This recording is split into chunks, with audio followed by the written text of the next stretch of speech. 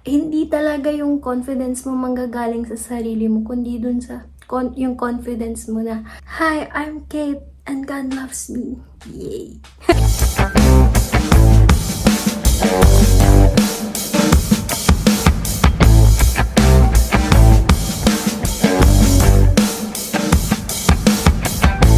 Hi guys, Ate Kate here, and for today's video, we're gonna have our 7th-day devotion. So today, we're gonna do something different. We're gonna do our skincare with ice and honey. I'm gonna take a bath, so do my skincare as well while I'm talking with you. Pray muna. Thank you, Jesus, for this day that you have given us. Nawa i-bless niyo po yung mga taong nandirito at nakikinig sa inyong salita. I pray na kayo po ang mag-speak sa kanila at wag ako. The Holy Spirit move in our midst. Pray na mag-glorify ka namin. May this seed that will be planted in their hearts, they will grow. And let's not forget this word. In Jesus Christ's name we pray. Amen. This is my bare face. Wala akong makeup. Konting lipstick lang. Kasi sobrang pale ko talaga. Really shy. I'm to show my face. Char. Arte. Our verse for today is John chapter 3 verse 30. Sabi niya, "He must increase, but I must decrease." This is the time when yung mga disciples ni John the Baptist nag-report kay John the Baptist na mas madaming tao na ang nagpa-follow kay Jesus. Marami nang nagpapabaptize sa atin. Anong gagawin natin? Pero ang sagot ni John the Baptist, "He must increase, but I must decrease." So we're gonna put ice first. Maiba lang ako ng konti kasi hindi ako ganun. Sobrang daming mga skincare ngayon. Saan ako magsisimula? Parang di ko na alam kung anong gagawin ko. I just bought a moisturizer. Yun lang yung madalas kong ginagamit. Hindi ko na alam kung paano gamitin yung iba. Like, sobrang dami na. Hindi ko na alam. So, I just stick to what I know since I was in high school. I really use ice talaga. Mas nakakabata siya. Tsaka mas nakaka-shine siya ng face mo talaga. Lagay mo lang naman siya sa face mo everyday. Mas maganda everyday. May napanood ako na may matanda na dahil nag-yellow siya everyday. Sobrang bata talaga ng mukha niya sa yellow. Okay, we're gonna talk about John chapter 3 verse 30. So sabi niya dito na tinawag ka ng Panginoon at ginagamit ka ng Panginoon sa ministry niya. It doesn't mean na ikaw na yung bida. Tayo na dapat nakatingin sa'yo lahat ng tao at dapat purihin ka nila. Yun yung sense, hindi yun yung reason why you are serving the Lord. He must increase and I must decrease. Hindi ka mapansin sa church kung hindi ka mapansin. Maganda pa eh. Kasi ibig sabihin ang nakikita nila si Lord, hindi ikaw. Sa mundo natin, maraming mga gustong sumikat, mas maraming gustong makakuha ng attention. Not all, but the world is really promoting mahalin mo yung sarili mo, which is vanity. Mahalin mo yung kung ano yung kaya mong gawin, yung kagalingan mo. That's why as Christians, whenever someone praised us, we must always give the glory back to God. People will say like, you did something there. Nag-effort doon, ikaw yung gumawa nun. Why would you not give yourself credit? When actually, you can do all those things because of God. It's not because of your own work. Kasi pag nag-trust ka sa sarili mong work, may maraming chance na pwede kang bumagsak. Yung pagbagsak mo, yung pagbangon mo, lahat yun nakadepende sa kamay ng ating Panginoon. That's why you are blessed. Because God is using you, you are blessed. He is promoting you to a higher place. That's the essence of your relationship with God. Everything that you do, everything that happens to you, all happen because will ng ating Panginoon at tinutulungan ka niya sa ilalakaran mo. A lot of us doesn't get this yet, so let's give some example how He can increase in our lives and how we must decrease. So when we increase Jesus Christ, we will put Him first. Seek Him. We will let our flesh be. Hindi natin hayaan na yung flesh ay manalo kesa sa spirit natin. The more that you seek God, the more that your spirit will be higher, will be stronger, and your flesh will be lower. Your flesh will be weaker. More that you open your Bible first thing in the morning and pray to Him, more that you will have wisdom, and the more that you will fear Him. Your flesh doesn't want the things in this world anymore. You only want God. Your desire changes. Your mind is renewed because your flesh is very weak. So, yung mga flesh kasi ng mga tao ngayon, mas malakas yung flesh mo. Mas gusto mo gawin yung mga bagay na ayaw ng Panginoon. Mas gusto mo gawin yung mga bagay na hindi naman nakakatulong sa relationship mo kay Lord. And you wonder why? Because your spirit doesn't, yung hindi kumakain yung spirit mo at all.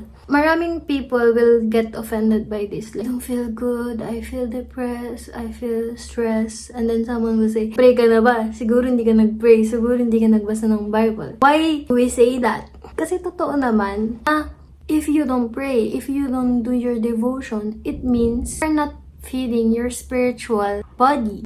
So if you're not feeding your spiritual body, it will be weak. You wonder why you are weak, why you think that God is not with you.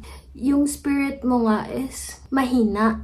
Kaya lalakasin mo siya. So, ang gagawin natin, we will make our spirit strong. We will read Bible. We will pray. If you don't have enough time to do that, just handle your time. Maglaan ka talaga ng oras na mag-devotion. Maglaan ka talaga ng oras na mag-pray. Time mo bago kumain, bago umalis ng bahay. Imposibleng wala kang time. Pag gusto mo, may paraan, diba? Must increase. Must increase in a way na siya yung pinupuri natin, hindi yung sarili natin. Yung gino-glorify natin.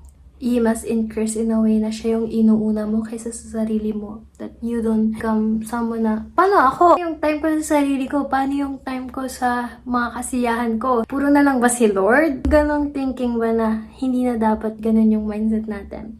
You will deny yourself because I want to put you, God, first. I want to be used by you, Lord. That's why I want you to purify my heart, renew my mind, and to will be prepared in the purpose that you have given me. So, done na tayo sa ating yellow. Next is ating honey. Nakita niyo yung difference kanina.